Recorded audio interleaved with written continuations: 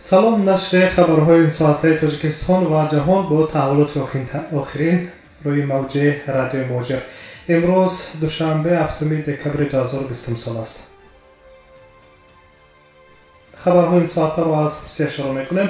донишҷӯёни хориҷӣ ки наметавонанд бино ба баста будани сарҳадҳо ба русия барои идомаи таҳсил ворид шаванд имкони гирифтани рухсатии академиро доранд, гуфтааст Валерий Фалков, вазири илм ва таҳсилоти олияи Федератсияи Русия. Як қатори ихтисосҳои донишгоҳҳои Русия таълими фосилавиро низ истеҳсол мекунанд, гуфтааст вазир. Масалан, баъзе дастурҳои тиббӣ, муҳандисӣ ҳузури шахсии донишҷӯёнро талаб мекунад.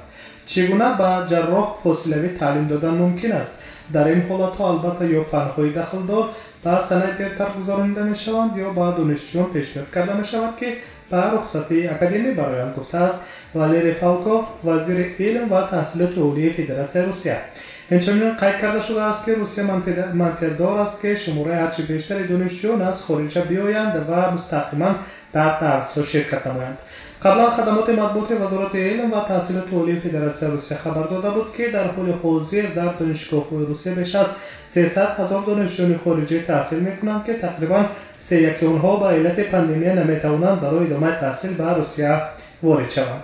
дар Русия аз оғози соли таҳсил тақрибан 12,5 000 донишҷӯёни хориҷӣ аз донишгоҳҳо бо сабабҳои гуногун хориҷ шудаанд, илова доштааст вазири илм ва таҳсилоти олияи Русия Валерий Фалков.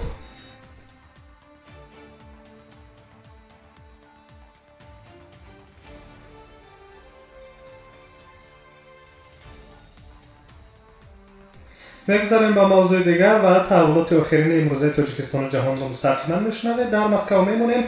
дар доираи тадбирҳо оид ба мубориза бо пандемияи коронавирус ҷорӣ намудани маҳдудиятҳои нав аз ҷумла дар самти ҳаракати шаҳрвандон аз як минтақа ба минтақаи дигари Русияро Кремл зарур намешуморад. дар ин вобаста котиби матбуоти президенти Русия Дмитрий Песков дар шаҳри суханони вазири тандурустӣ Михаил Мурашко ба хабарнигорон иттилоъ дод. нуқтаи назар бартарӣ дорад ки сатҳи кунунии ташкили раванди вокуниши пандемия ва расонидани хадамоти тиббӣ ба мардум кофӣ нест ки ҳеҷ гуна маҳдудиятҳоро ҷорӣ накунад. хоҳ қатъ кардани иртибот байни минтақаҳо ва ё қатъи иқтисод. мо боварӣ дорем ки ин ҳанӯз ҳам зарур нест, гуфтааст Дмитрий Песков. ҳамзамон ӯ аз салоҳиятҳои махсусе довар шуд ки роҳбарони минтақаҳо барои мубориза бо паҳншавии вируси корона доранд.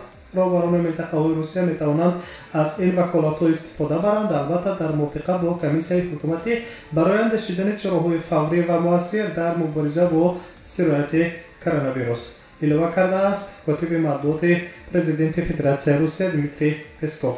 пештар аз ин вазири тандурустии Русия Михаил Мурашко гуфт ки онҳо имкони маҳдуд кардани ҳаракати шаҳрвандон аз як минтақа ба минтақаи дигари Русияро дар давраи пандемия баррасӣ мекунанд.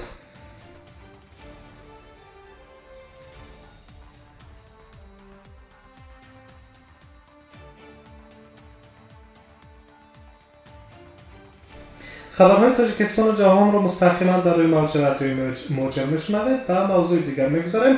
корхонаи давлатии фаръии коммуналии ноҳияи Тагански шаҳри Москав барои овардани кормандон ва ҷалби онҳо ба бахши манзиливу коммуналӣ ҳавопаймои масири Москав-Бишкек-Москавро иҷора гирифтааст. ин иттилоъро раиси иттифоқи касабаи муҳоҷирони меҳнатии Федератсияи Русия Ренат Каримов дар шабакаи телевизионии Москва-24 тасдиқ кардааст. ба гуфтаи вай, дар корхонаи давлатии фаръии коммуналии ноҳияи Тагански шаҳри Москав ҳоло ҳудуди 500 коргар намерасад.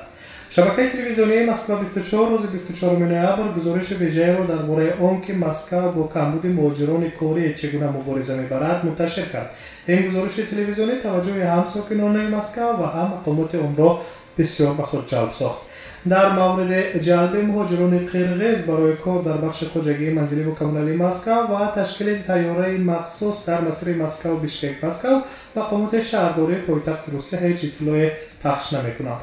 аммо норасоии ҷиддии муҳоҷирони корӣ борҳо аз ҷониби мақомоти Москав садо дода буд.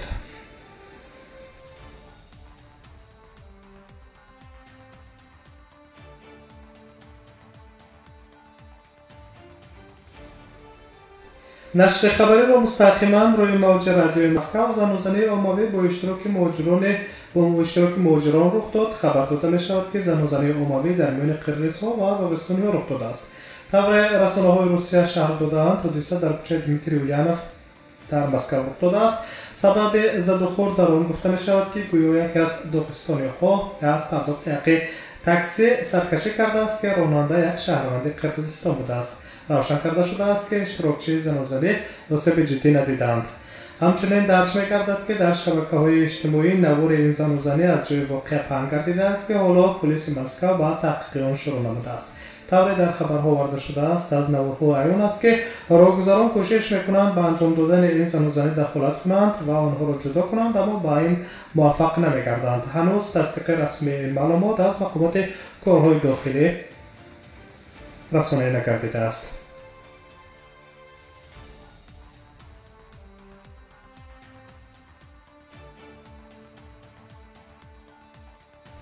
خبرهای آخرین امروزه تاجیکستان و جهان را مستقیما میشنوید. از روسیه به تاجیکستان میرویم.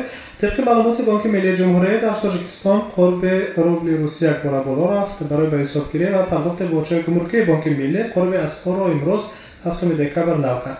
طبق معلومات بانک ملی تاجیکستان در حال حاضر 1000 روبل روسی را با 151.5 سومونی عوض کردن ممکن است. در همین حال در بانک‌های تاجیکستان خرید اسعار روسی میتواند تا 153.5 سومونی باشد. بالاروی قرب روبل روسی در حالی است که امسال بنا به پاندمی کرونا ویروس سرحد روسیه همان و بسته باقی میماند و مهاجران تاجیک در حال حاضر امکان وارد کردن به حدود مرزها مأموری فدراسیون روسیه را ندارند.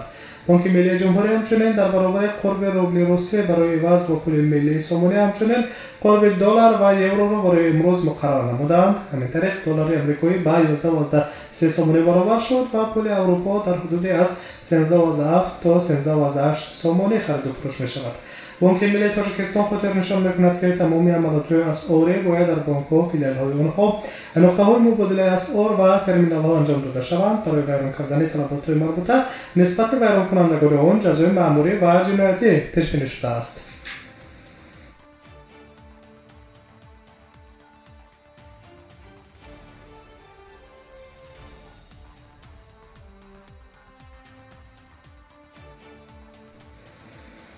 سرحدهای پوشیده بنا به پاندمی باعث تغییریابی بزرگ مهنت در روسیه شدند. طبق منابع مختلف در روسیه سال 2020 از 2 تا 2.5 میلیون مهاجران مهنتی از کشورهای دیگر وارد نگردیدند. این روند به فعالیت بخش‌های ساختمان، خواجگی منزلی و کمونالی و خدمت رسانی در روسیه تاثیر جدی منفی رسانید. پیشتر در یک صحبت خود با روزنامه‌نگاران سرگی سبیانین رئیس شهر مسکو گفته بود که جایهای خالی مانده مهاجران را در بخش خواجگی منزلی و کمونالی آنها با شهروندان روسیه از دیگر منطقه‌ها پر می‌کنند. اما با گذشت وقت و شروع گردیدن فصل سرما عیان گردید که این نقشه مقامات شهرداری مسکو با سبب‌های نامعلوم عملی نگشت. کارشناسان امور مهاجرت باشند در این مورد نقطه نظر خویش را دارند. آنها میگویند به هیچ وجه در جایهای کاری که قبلا مهاجران با معاش کم کار میکردند شهروندان روسیه میل کار را ندارند.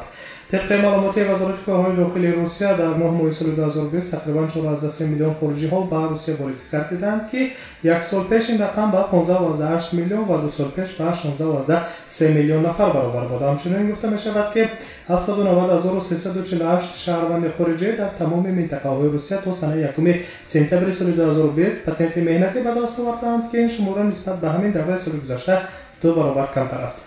در 3 ماه دوم سال روان کمتر از 2000 نفر به مقصد کار وارد روسیه گردیدند. یک سال پیش در همین دوره این شماره زیاده از 1 میلیون نفر را در بر گرفته بود. شهردار مسکو سرگی سبیانین قبلا در یک برآمده تلویزیونی خود اظهار نگرانی کرده بود که شماره مهاجران در حدود مسکو تا 40% کاهش یافته است.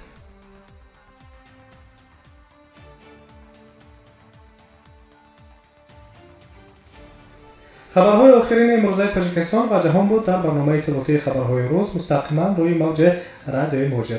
خوش باشید.